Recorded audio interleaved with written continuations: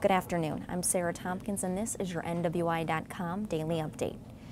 Officials say they've charged a 24-year-old in the death of a Chicago policeman. Officer Thor Soderberg was shot and killed with his own weapon in a police parking lot Wednesday, and Bryant Buer is now charged with first-degree murder.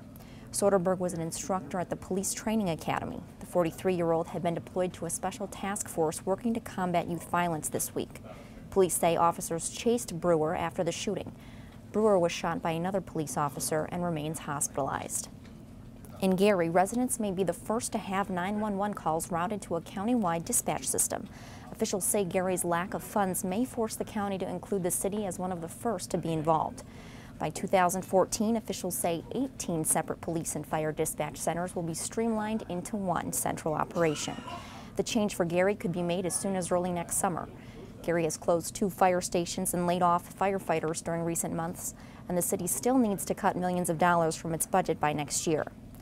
But Gary's system is not compatible with the one used by the county, which could cost more than $500,000 to convert. In other financial news, those who didn't pay their taxes might have to open up their checkbooks. The Indiana Department of Revenue is sending bills to about 80,000 Hoosiers to try and collect more than $59 million. Unpaid taxes could become tax warrants, which would allow sheriffs or collection agencies to levy bank accounts or seize and sell personal property to pay off the debt.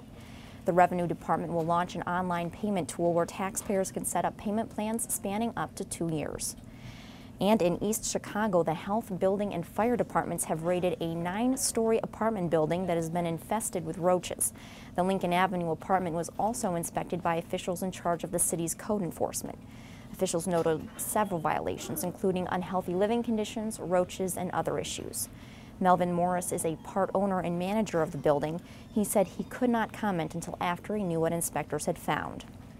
And looking ahead into this weekend, we'll bring you coverage of jets weaving magic in the air at the South Shore Gary Air Show, coverage of local people who will be working to revive Gary, and we'll also break down the state's more than $1 billion deficit, telling you how agencies are making cuts to meet the mark.